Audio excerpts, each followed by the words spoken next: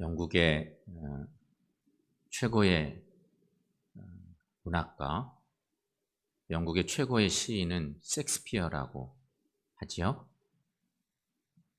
여러분 그 부분은 좀 들어봄직하지 않을까 싶은데 이런 말도 있습니다. 셰익스피어가 얼마나 유명했던지 인도하고도 안 바꾸겠다. 인도가 영국 식민지였을 때 인도가 얼마나 큰 나라예요. 근데 인도하고도 셰익스피어를 바꾸지 않겠다. 그만큼 대단한 문인이었습니다. 시인이었죠. 셰익스피어에 견줄 만한 또 다른 인물이 하나 있습니다. 그가 존 밀턴입니다. 존 밀턴은 영국의 유명한 시인이었는데 굳이 말하자면 거의 셰익스피어의 버금가는 유명한 시인이었습니다.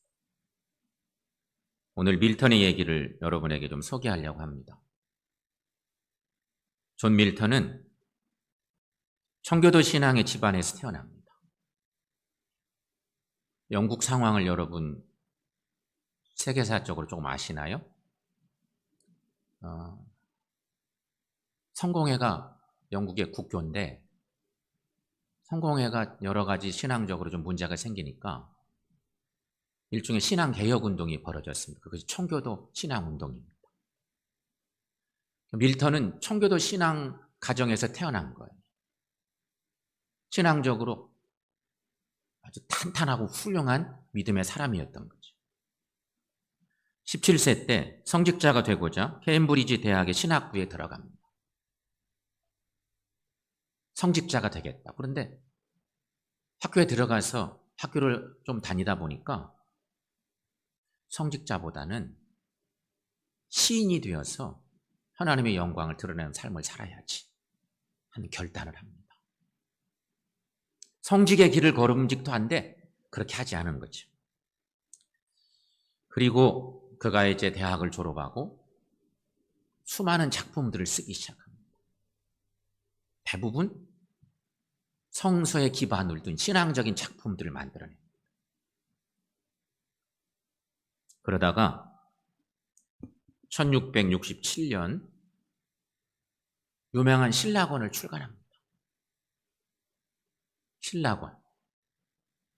낙원을 잃어버렸다는 얘기. 성경 창세기 얘기입니다. 신라권을 출간하고 바로 이어서 마치 그 후기작처럼 복락원이라고 하는 또 다른 작품을 하나 만들어요. 우리가 창세기를 읽다 보면 안타까움들이 있잖아요. 왜 하나님의 법을 어겨서 우리가 이렇게 문제를 일으켰나? 이런 고뇌를 존 밀턴도 한 거예요. 그래서 대서사시, 서사시의 성격을 가진 작품들을 써내는 것입니다. 신라권은 인간의 원죄와 그로 인한 낙원에서의 추방을 다룬 작품입니다. 성경 이야기와 거의 똑같습니다. 근데 그 내용들이 그의 상상력을 동원해서 상당히 많은 내용들을 첨가하고 있는 것 사실이지만 다 소개할 수 없고 거기 이런 내용들이 있습니다. 신에게 반역하여서 지옥으로 쫓겨난 사탄이 뱀에게 뱀으로 변해서 그 작품 속의 얘기는 사탄이 뱀으로 변해서 낙원에 사는 아담과 하와를 유혹합니다. 아담과 하와는 천사 라파엘에게 천지 창조의 전말과 사탄의 반역에 대한 이야기도 다 듣습니다. 이미 알고 있어요. 그런데 사탄이라는 놈이 찾아와서 유혹을 하는데 결국 그 유혹에 넘어가서 죄를 범하고 말이죠. 죄를 지은 후에 일어나는 재앙과 화, 인류의 역사와 구원에 관련한 예언이 이어지면서 결국 두 사람이 아담과 하와가 신의 섭리를 믿으면서 낙원을 떠나게 된다는 이야기가 신라권의 얘기입니다. 그리고 이어지는 복락원. 복락원은 신라권의 속편격인데 전편에서 약속된 신의 섭리와 잃었던 낙원의 회복 등을 다루고 있는 것이 복락원 얘기입니다. 결국 예수 그리스도가 사탄의 유혹을 이겨내고 사탄을 추락시키게 된다고 하는 이야기인 것입니다. 이 두 편의 작품에서 밀턴은 아담과 하와 그리고 예수와 사탄 간의 논쟁을 통해서 인간과 신의 관계가 어떤 것인지, 인간의 욕망이 무엇인지, 그리고 낙원의 진정한 의미가 무엇인지, 이런 것들을 근본적으로 생각하고 묵상하게 하는 그런 작품인 것입니다. 오늘은 하나님의 계절인 창조절이 돌아왔습니다. 벌써 9월이 열렸어요. 2월 말부터 시작된 코로나가 계절이 어떻게 가는지도 모르게 우리를 붙들어 놓고 있는데 벌써 9월이 열렸습니다.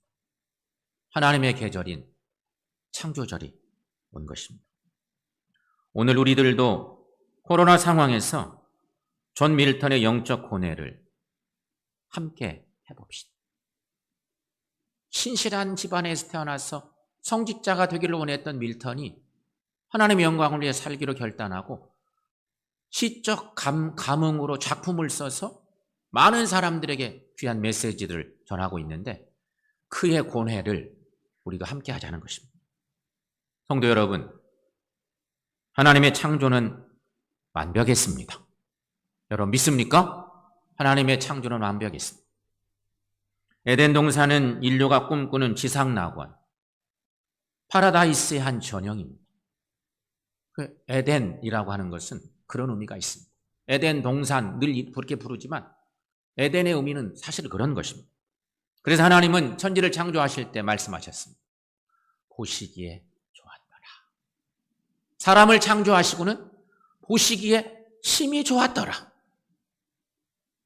하나님의 천지 창조가, 에덴 동산의 창조가 완벽했다고 하는 그런 얘기인 것입니다. 그러므로 여러분, 에덴 동산은 하나님께서 사람을 위해서 창조하신 일입니다. 사람은 이 낙원에서 하나님의 은혜를 누리며 주신 사명대로 모든 것을 다스리는 존재로 허락해 주신 거죠. 에덴 동산이 무엇인지, 하나님이 누구신지, 동산의 주인격인 듯 살고 있는 인간이 어떤 존재인지 이것을 기억해야 되는 거예요.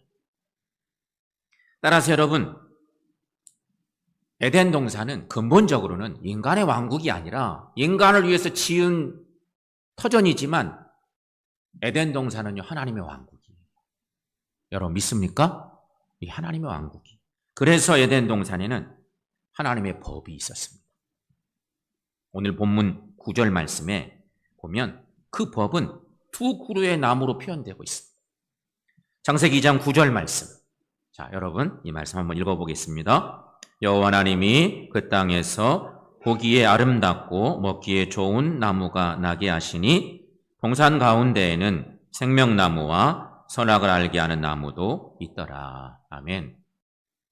하나님이 이 나무들을 통해서 사람들에게 계명과 약속을 동시에 주신 것입니다.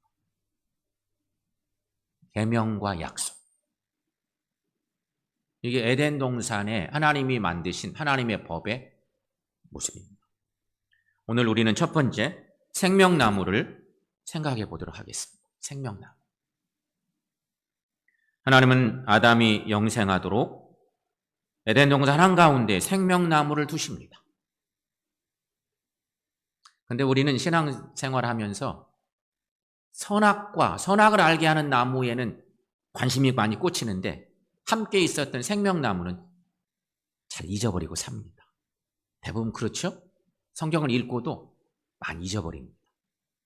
생명나무, 아담을 위해서, 아담의 영생의 삶을 위해서 주신 나무입니다. 그러니까 여러분, 생명나무는 사람이 하나님의 말씀에 순종할 때 영원한 생명을 주시겠다고 하는 약속의 나무입니다. 주목할 것은 하나님께서 생명나무를 동산 한가운데 두셨다는 것입니다. 이게 중요합니다. 그래야만 동산에 어디서나 볼 수 있고요. 언제든지 그 열매를 따먹을 수 있기 때문인 것입니다. 결국 하나님은 에덴 동산에 인간이 생명나무를 보고 생명나무 열매를 먹고 살아서 영생하기를 원하셨다는 얘기입니다. 그런데 아담과 하와는 어땠습니까? 아담과 하와는 생명나무의 열매를 먹는 대신 하나님께서 금하신 선악을 알게 하는 나무의 열매를 따먹고 맙니다. 그 길을 택하는 것입니다. 그 결과 인간에게 영생의 삶 대신 죽음과 고통이 찾아옵니다. 오늘 본문을 넘어가면 창세기 3장 19절 말씀에 이런 말씀을 만날 수가 있습니다. 우리 잘 아는 말씀이죠. 내가 흙으로 돌아갈 때까지 얼굴에 땀을 흘려야 먹을 것을 먹으리니 내가 그것에서 취함을 입었습니다. 너는 흙이니 흙으로 돌아갈 것이니라 하시니라. 그래서 인간은 온갖 세상 질고에 시달리다가 끝내는 비참한 죽음을 맞이해야 하는 존재가 되었다는 얘기입니다. 참 안타까운 얘기죠. 하지만 여러분, 하나님은 인간이 질고에 시달리다가 비참하게 멸망하는 길을 원치 않으셨습니다. 그래서 하나님은 인간의 범죄 직후에 두 가지 조치를 취하십니다. 그 법을 어겨서 죽음의 길로 갈 수밖에 없는 인간의 모습이지만 하나님이 바로 조치를 취하십니다. 그 두 가지 조치 중에 첫째는 이런 것입니다. 동산의 생명나무를 인간에게서 차단하시는 첫 번째 조치입니다. 죄를 범한 인간에게 취한 조치. 창세기 3장 22절부터 24절까지 말씀에 보면 이런 말씀이 있습니다. 여호와 하나님이 이르시되 보라 이 사람이 선악을 아는 일에 우리 중 하나같이 되었으니 그가 그의 손을 들어 생명나무 열매를 따먹고 영생할까 하노라. 말씀을 좀 줄여내고 에덴 동산 동쪽에 그룹들과 두루 도는 불칼을 두어 생명나무의 길을 지키게 하시니라. 첫 번째는 생명나무를 차단하시는 일을 하시고요. 두 번째, 인간의 구원과 영생을 위해서 새로운 생명나무를 두신다는 것입니다. 바로 예수 그리스도. 창세기에도 이런 말씀이 있지만 그 예언대로 이제 복음서에 계시록에 계속 나타나는 얘기가 있는 것입니다. 새로운 생명나무 예수 그리스도. 요한복음 3장 16절 말씀에 잘 아는 이런 말 함께 읽어보겠습니다. 하나님이 세상을 이처럼 사랑하사 독생자를 주셨으니 이는 그를 믿는 자마다 멸망하지 않고 영생을 얻게 하려 하심이라. 아멘. 그러므로 인간은 누구나 생명나무인 예수님을 바라보고 믿으면 생명의 열매를 먹고 영생할 수 있다는 것입니다. 요한복음 6장 40절 말씀에 보면 또 이런 말씀이 있습니다. 내 아버지의 뜻은 아들을 보고 믿는 자마다 영생을 얻는 이것이니 마지막 날에 내가 이를 다시 살리리라 하시니라. 복음서의 말씀이죠. 그런가 하면 여러분, 새로운 생명나무인 예수 그리스도에 대한 예언의 메시지는 요한계시록에서도 계속되고 있습니다. 계시록의 말씀에 보면 이런 말씀이 있습니다. 계시록 2장 7절 말씀에 귀 있는 자는 성령이 교회들에게 하시는 말씀을 들을지어다. 이기는 그에게는 내가 하나님의 낙원에 있는 생명나무의 열매를 주어 먹게 하리라.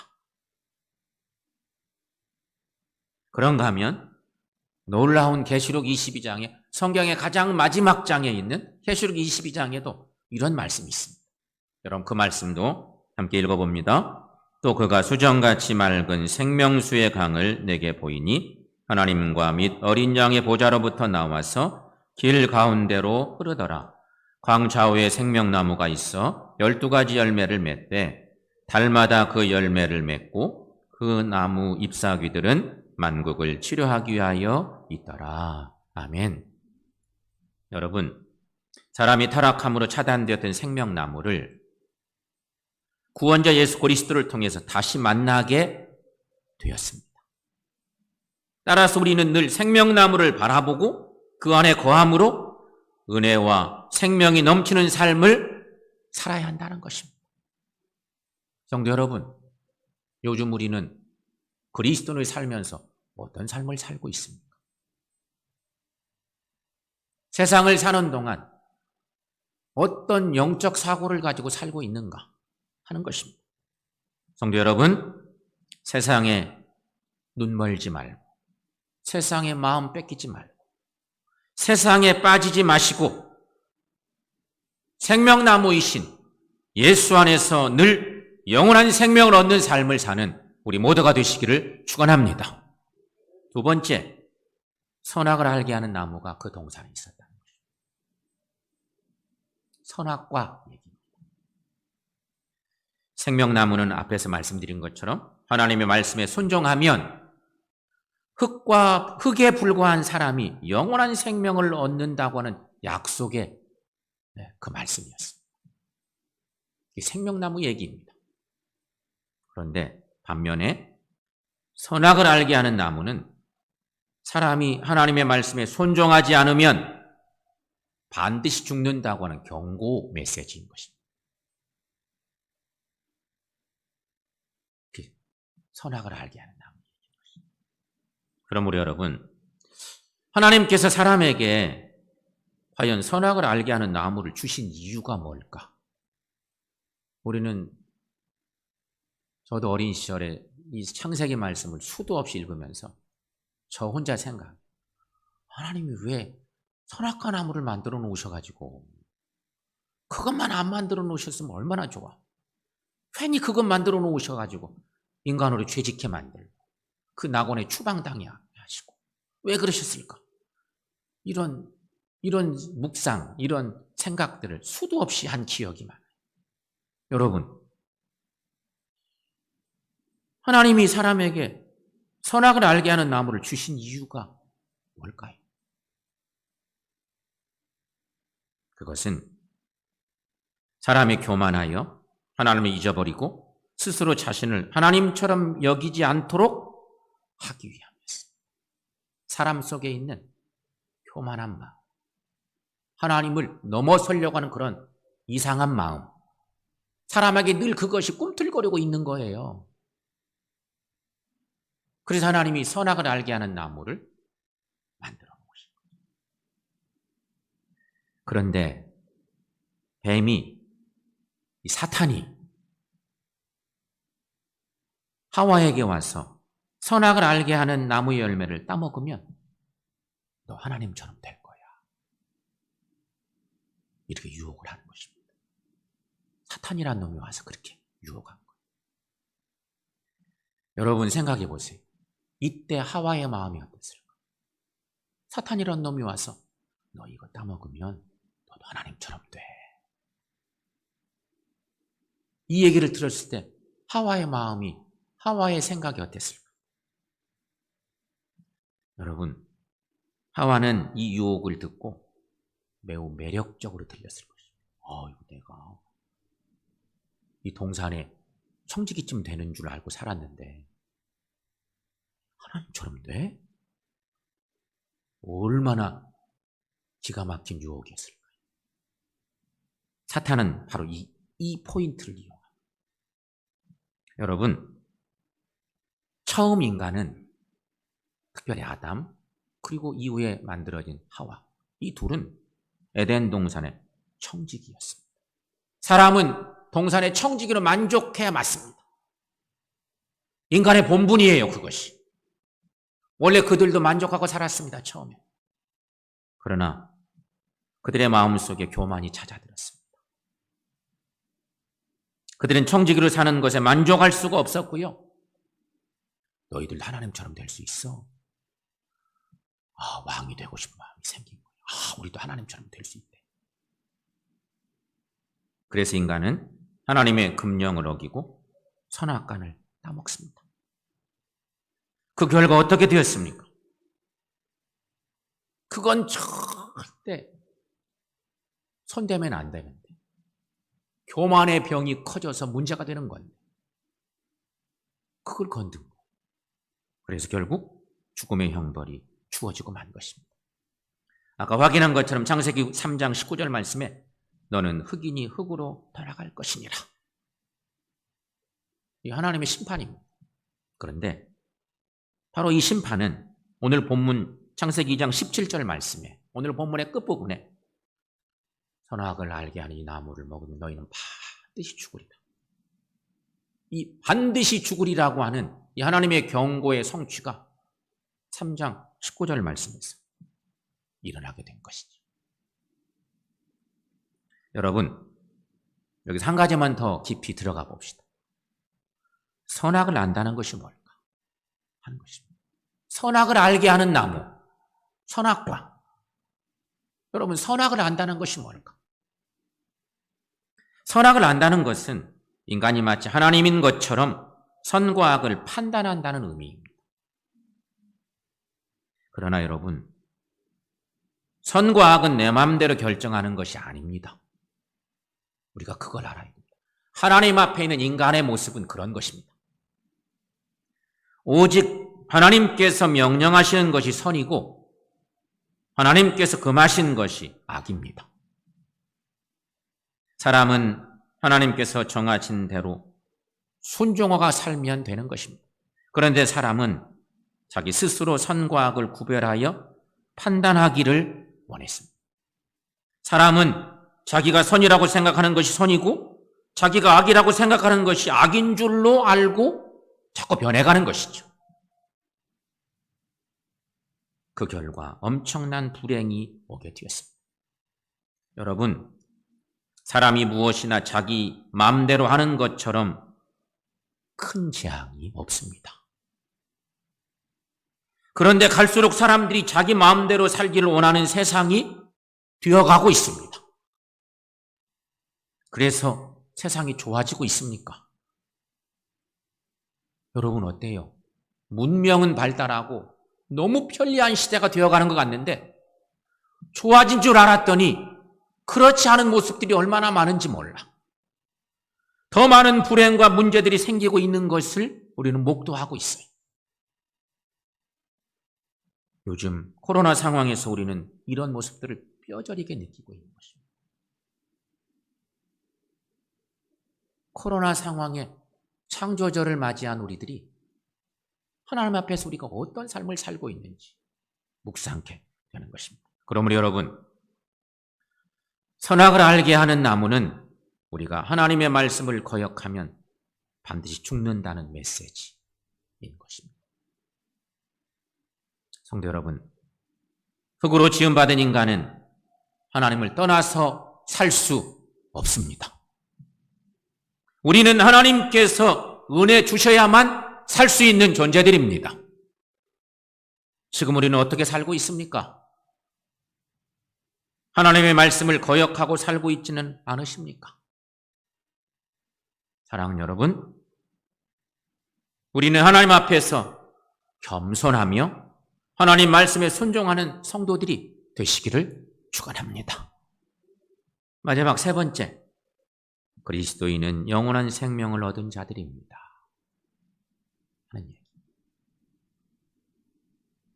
아담과 하와가 선악을 알게 하는 나무 열매를 따먹은 이후 모든 사람은 다 죄인이 됐습니다. 여러분, 죄의 싹은 무엇입니까? 죄의 싹은 사망이라 그랬습니다. 그래서 우리는 다 죽을 수밖에 없는 존재들이 된 것입니다.